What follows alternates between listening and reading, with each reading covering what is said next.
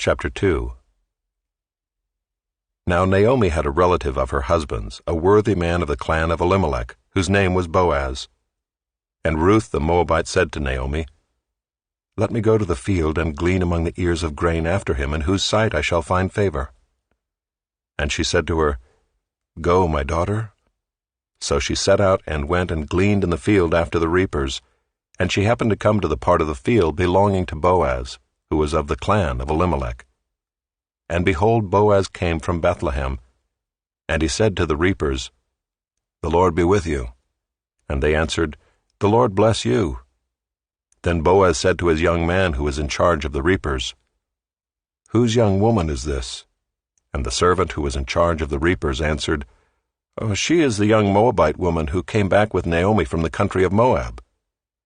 She said, 'Please let me glean and gather among the sheaves after the reapers.' So she came, and she has continued from early morning until now, except for a short rest."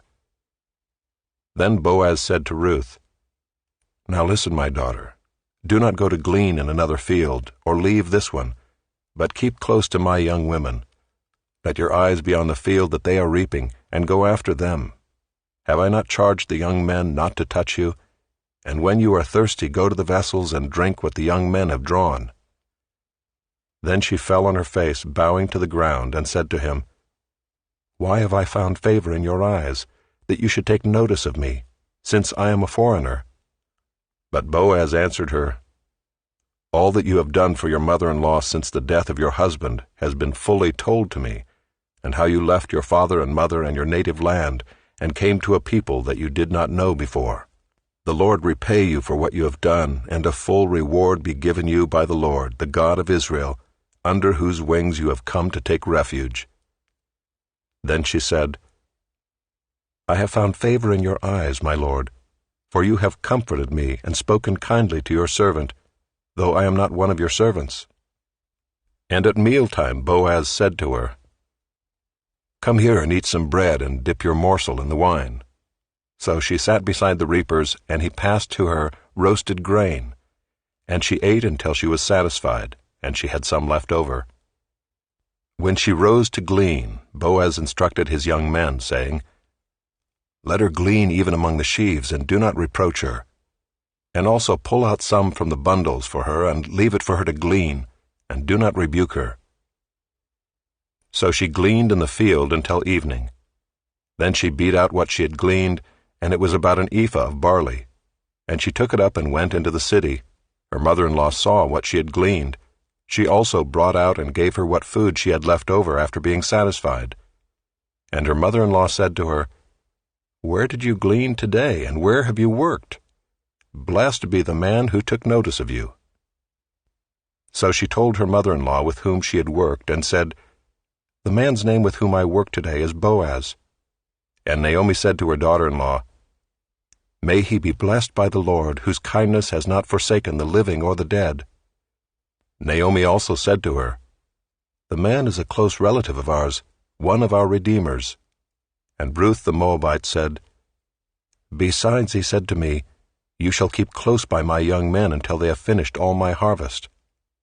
And Naomi said to Ruth her daughter-in-law, "It is good, my daughter, that you go out with his young women, lest in another field you be assaulted." So she kept close to the young women of Boaz, gleaning until the end of the barley and wheat harvests, and she lived with her mother-in-law. Chapter 3.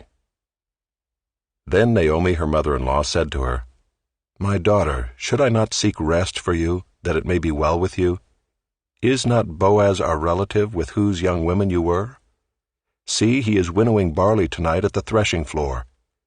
Wash, therefore, and anoint yourself, and put on your cloak and go down to the threshing floor, but do not make yourself known to the man until he has finished eating and drinking. But when he lies down, observe the place where he lies. Then go and uncover his feet and lie down, and he will tell you what to do." And she replied, "All that you say I will do." So she went down to the threshing floor and did just as her mother-in-law had commanded her. And when Boaz had eaten and drunk, and his heart was merry, he went to lie down at the end of the heap of grain.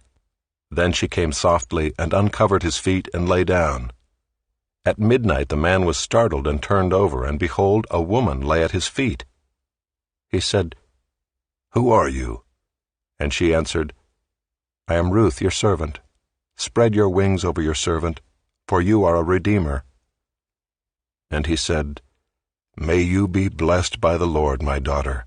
You have made this last kindness greater than the first, in that you have not gone after young men, whether poor or rich. And now, my daughter, do not fear. I will do for you all that you ask, for all my fellow townsmen know that you are a worthy woman. And now it is true that I am a redeemer, yet there is a redeemer nearer than I. Remain tonight, and in the morning, if he will redeem you, good, let him do it. But if he is not willing to redeem you, then as the Lord lives, I will redeem you. Lie down until the morning." So she lay at his feet until the morning, but arose before one could recognize another. And he said, "Let it not be known that the woman came to the threshing floor." And he said, "Bring the garment you are wearing, and hold it out." So she held it, and he measured out 6 measures of barley, and put it on her. Then she went into the city. And when she came to her mother-in-law, she said, "How did you fare, my daughter?" Then she told her all that the man had done for her, saying, "These 6 measures of barley he gave to me, for he said to me, 'You must not go back empty-handed to your mother-in-law.'" She replied, "Wait, my daughter, until you learn how the matter turns out, for the man will not rest, but will settle the matter today." Chapter 4. Now Boaz had gone up to the gate and sat down there, and behold, the Redeemer, of whom Boaz had spoken, came by. So Boaz said, "Turn aside, friend, sit down here." And he turned aside and sat down. And he took 10 men of the elders of the city and said, "Sit down here." So they sat down. Then he said to the Redeemer, "Naomi, who has come back from the country of Moab, is selling the parcel of land that belonged to our relative Elimelech. So I thought I would tell you of it and say, buy it in the presence of those sitting here and in the presence of the elders of my people. If you will redeem it, redeem it. But if you will not, tell me, that I may know, for there is no one besides you to redeem it, and I come after you." And he said, "I will redeem it." Then Boaz said, "The day you buy the field from the hand of Naomi, you also acquire Ruth the Moabite, the widow of the dead, in order to perpetuate the name of the dead in his inheritance." Then the Redeemer said, "I cannot redeem it for myself, lest I impair my own inheritance. Take my right of redemption yourself, for I cannot redeem it." Now this was the custom in former times in Israel concerning redeeming and exchanging.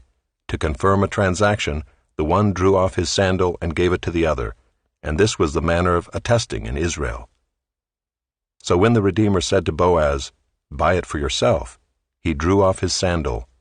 Then Boaz said to the elders and all the people, "You are witnesses this day that I have bought from the hand of Naomi all that belonged to Elimelech, and all that belonged to Chilion and to Mahlon.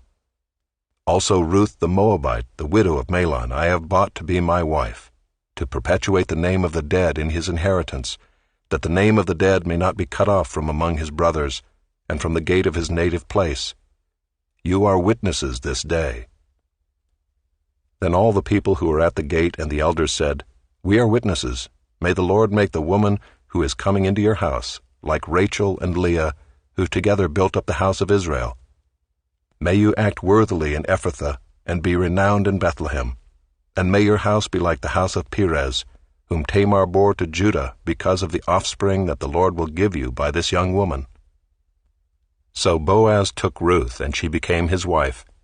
And he went into her, and the Lord gave her conception, and she bore a son. Then the women said to Naomi, "Blessed be the Lord, who has not left you this day without a redeemer, and may his name be renowned in Israel.